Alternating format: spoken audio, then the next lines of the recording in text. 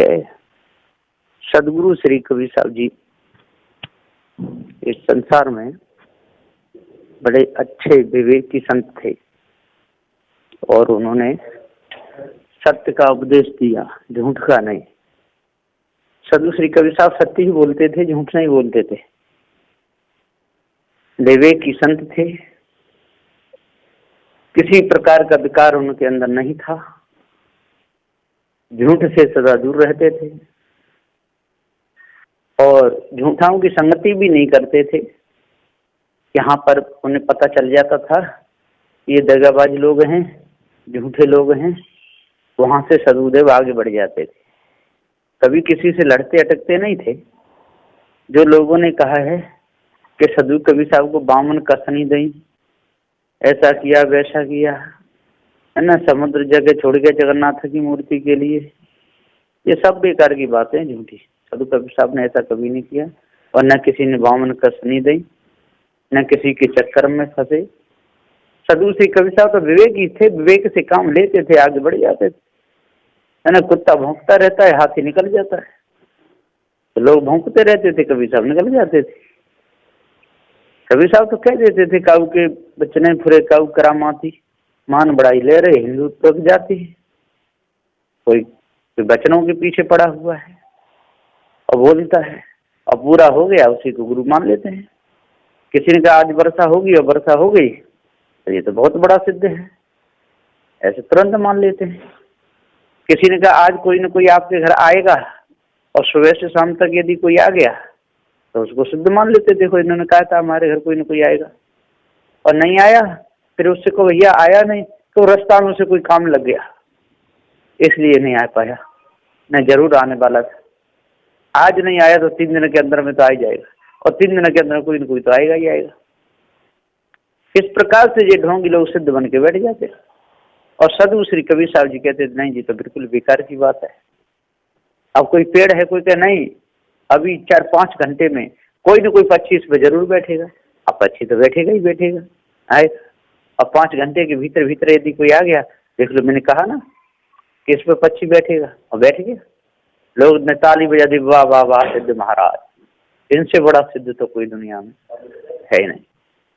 तो सदगुरुदेव जी हम पुकार के समझाते हुए कहते हैं कि जब तक मनुष्य इस रिद्धि सिद्धि करामात से दूर नहीं होगा, इस भ्रम भूल कल्पना से दूर नहीं होगा, काम क्रोध मद मोह लोभ से दूर नहीं होगा, जड़ चेतन का भेद जब तक नहीं जानेगा, तंत्र मंत्र जादू टोना को जब तक नहीं छोड़ेगा, जब तक दानवता को त्याग करके मानवता धर्म नहीं करेगा, जब तक ज्ञापन जंगलों में ईश ब्रह्म परमात्मा के नाम पर भटकता डोलता रोता रहेगा, जब तक अष्ट धातुओं की मूर्तियों को बना बना करके पूजता रहेगा, तब तक इसको सच्ची शांति मिलने वाली है ही नहीं। इसलिए सदगुरुदेव ने तो एक ही बात कही कि 4 वृक्ष 7 18 प्राण जैसा मनुष्य के लिखे हुए हैं, इनमें यदि कोई विवेक युक्त बात हो उसको धारण कर लो और यदि बेकार की बात हो तो उसको छोड़ दो। 4 वृक्ष शास्त्र में बात में दी है 2 और दुख दीन दुख होता है, सुख दीन सुख हो। यदि किसी को दुख दोगे तो दुख होगा और सुख दोगे तो सुख होगा। और ईश ब्रह्म परमात्मा की जो बीमारी है ये तो वैसा ही हृदय से उठा हुआ एक कचरा है, बेकार भ्रम, कोई रूप नहीं, कोई रंग नहीं, कोई आकार नहीं, कोई प्रकार नहीं, वो कुछ है ही नहीं। चित्तमन बुद्धि वाणी से परे है, जीव की वहां तक पहुंच नहीं है। नेत्र देख नहीं सकते, नाक सूंघ नहीं सकती, जिह्वा चख नहीं सकती, त्वचा से स्पर्श नहीं कर सकते, कान सुन नहीं सकते, तो क्या है फिर? वो कुछ नहीं, केवल मन गणंत हृदय से उठी हुई कल्पना है और जीव इसमें भूले हुए हैं। बड़े बड़े ज्ञानी विद्वान भूले रहे, विश्वामित्र जैसे कमजोर नहीं थे, वो बहुत बड़े ज्ञानी थे और वो भी भूल गए, धर्म कल्पना विषय वासना में फंस करके अपने जीवन को गंवा गए। वशिष्ठ जैसे पंडित ज्ञानी थे, बहुत बड़े पंडित थे, वो भी विषय कूप में झूलते रहे, ये एक भी नहीं बचे। जब विश्वामित्र जैसे त्यागी नहीं बचे, नारद जैसे त्यागी नहीं बचे, तो ऐसे वैसे की तो चलेगा। तो जब तक जड़ चेतन का ज्ञान न होगा, पारक ज्ञान नहीं होगा, ईश्वर परमात्मा की मानंद जब तक नहीं छूटेगी, तब तक विषय कुंड से और भ्रम भूल कल्पना से कोई बच ही नहीं सकता है। क्योंकि जिन जिनको उन्होंने इष्ट माना, जिन जिनको देव माना, वो स्वयं फंसे थे संसार में। देखो सीताराम की कितनी पूजा हो रही है, राम से ज्यादा सीता को मानते है ना, कृष्ण ज्यादा राधा को मानते और उन्हीं के भजन में दिनों रात लगे हुए हैं। तो अब बताओ वो विषय विकारों से कैसे दूर रहेंगे? राम की और सीता की आरती कर रहे हैं, और राम सीता के पुत्र हुए लव कुश, है ना। तो जब वो गृहस्थ थे, हमारे भगवान गृहस्थ थे, तो हम पीछे क्यों रहे? जब भगवान ने 2-2 बच्चे पैदा किए तो हम 10-10 करेंगे। इसी में वो भूले रहते हैं। जब राम थे, इतने बड़े थे, है ना, और सच्चिदानंद कहलाए, सच्चित आनंद, है ना, पूर्ण ब्रह्म उनको कहते हैं, कृष्ण को भी कहते हैं। जब इनके बाल बच्चे थे, इन्होंने शादी की, तो फिर हमको क्या दोष लगने वाला है? कुछ भी नहीं। तो सदगुरु श्री कबीर साहब जी पुकार के समझाते हुए कहते हैं कि चाहे राम हो, चाहे कृष्ण हो, चाहे भगवान कहलाने वाला हो, चाहे परमात्मा कहलाने, कोई भी हो, कर्म का दंड सबको भोगना पड़ेगा।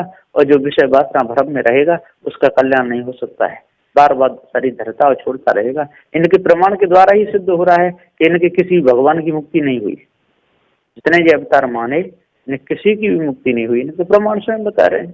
त्रेता युग में राम थे, हमें, और द्वापर में आकर के वही कृष्ण हो गए, और सतयुग में वही विष्णु थे। इनका ही प्रमाण सिद्ध है कि जब इनके भगवानों की मुक्ति नहीं हुई तो इनकी मुक्ति कैसे हो सकती है? कभी नहीं हो सकती।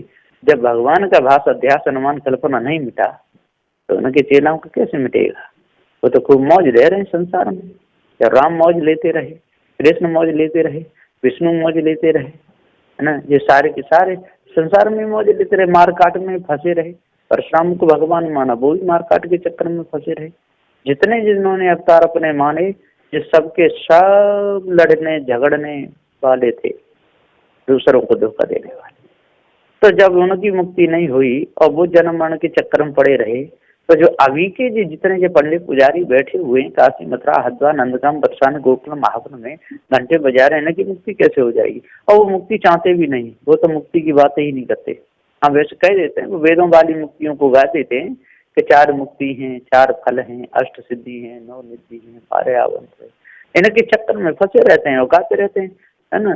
सब कमा कमा के लाऊ थे, वो बैठे बैठे खाऊ थे। ऐसा काम हो रहा है। वो बैठ बैठ के खा रहे हैं, अपने गम गड्डी बना करके जेब में रख लेते हैं और भरम का उपदेश देते हैं। हाँ, आपको भगवान आपका भला करेगा, ईश्वर आपका भला करेगा, ईश्वर की महिमा से सारा काम आपका सफल हो जाएगा, और हम ईश्वर की तरफ से ही आपका आशीर्वाद देते हैं, ईश्वर आपका भला करे। अब बता, खाए गया आप और रुपया रख ले गया अपनी जेब में, मकान बनवाएगा अपने, ब्याह शादी करे अपने बेटा बेटूगी, और खुश तो भगवान करेगा।